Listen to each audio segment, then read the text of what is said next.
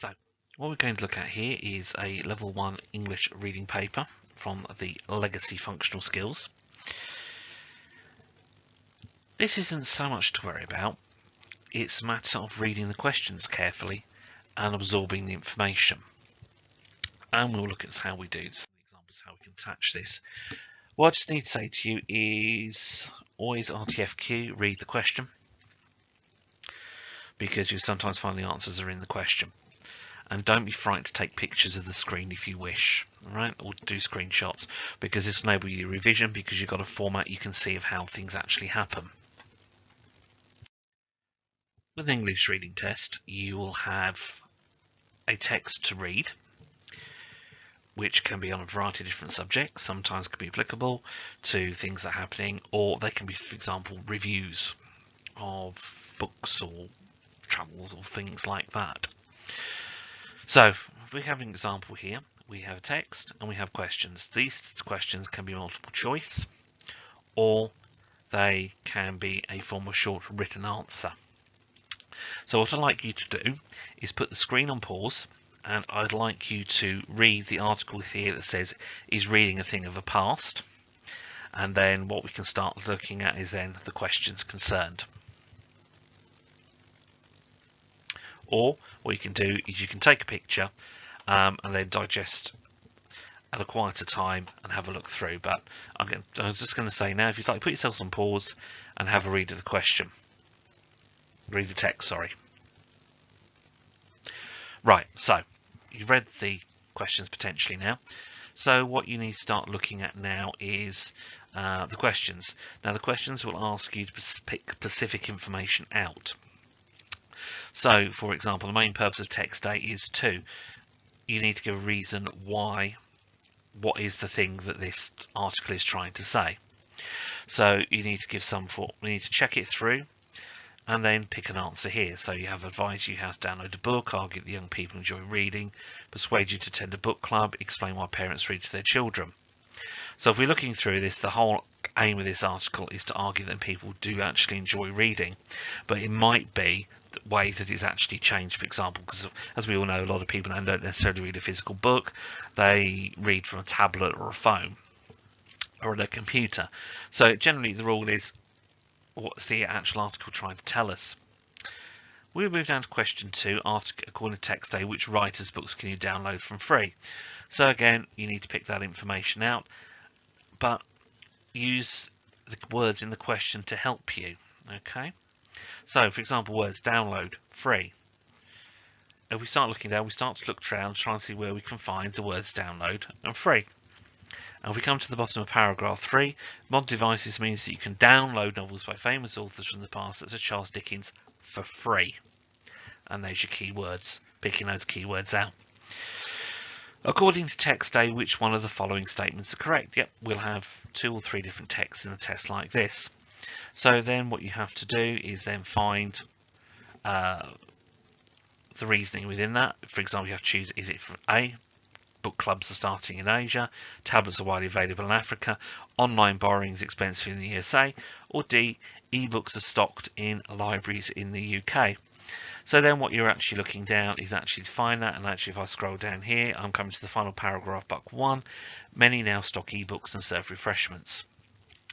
So again, it's finding those keywords that actually help you to lock on to what is actually being explained in the text. So again, let's look. We've got some more questions on this one. Questions 4, 5 and 6. According to text A, why might young people have no time for reading? Well, it says you don't need to write in sentences. Great, you just need to put things down. So you need to pick out things that are perhaps preventing the children from reading. So mobile phones, they're always on the phone. It'll be in the text in here. For example, I can see on the first paragraph that's there automatically. Messaging friends or using social media. So the answers there are within that first 3 lines of the article. Question 5. Name 2 features of text A that help present information. Well, you've got a big heading, you've got titles, the headline, there are big, large, bold print, and there's also numbers. Numbers draw people in because they can actually make sense from what's actually going on. being information be given. For example, as I just see that now, children can read many more books than they did 10 years ago. There's more choice, and perhaps by having electronic ways of reading books, people can actually find out more. Then we have a typical question here. Is your friend is interested in finding out about devices that young people use for reading apart from books? Using text, say, name 2 devices that young people use for reading apart from books. You do not have to write in sentences. So what we're looking at here, we have mobile devices. Let me just see what else we have on there. We have tablets, we have laptops, we have computers, we have phones and mobiles. Right? Now, what you might notice here is, for this question, it says you only need to do 2. Well, there will be more than 2 in there. But what I've given you here is the full range of answers that are actually available for this particular question. And again, what you might want to do is just sit, quietly digest and go through and look at a peaceful time of your own, and spend some extra time for the revision looking through the questions. And to question 7. So again, we have a typical type of question here. Your relative wants to know what you can do in the library apart from borrowing books. Give 2 things that you can do in the library apart from borrowing books. Okay, so we look at the last paragraph.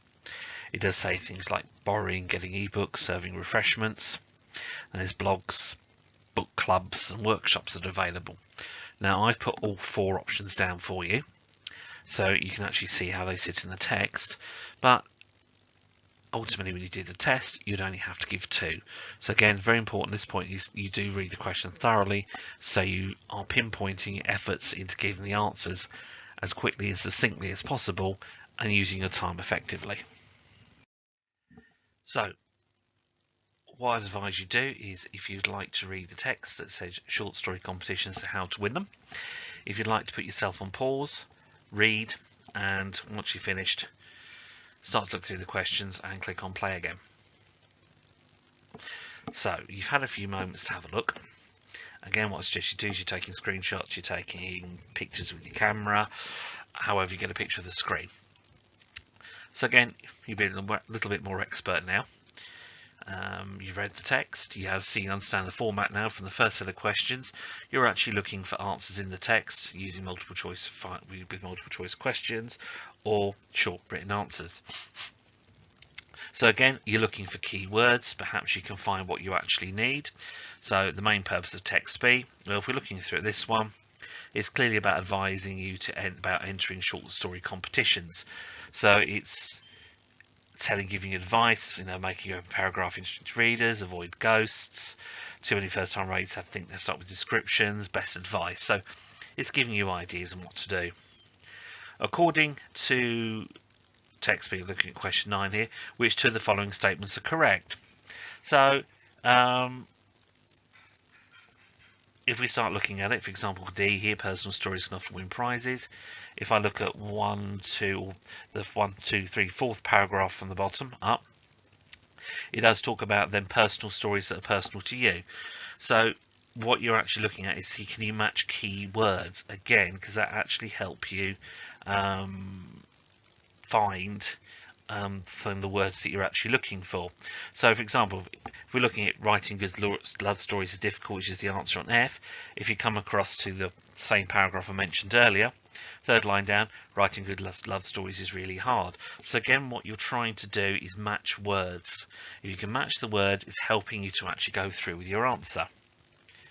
So without further ado, we're moving on now to questions 10, 11 and 12, and you have to write a short statement here, or short things. You don't need to write in sentences. And what I've done is, okay, on 2 questions here, it says write 2 examples, 2 things, and I want to write 1 thing. I've written everything out that's there for you. So what you need to do is this. Now you've actually got the answers, have a look at the text and see where you can actually pick those items out.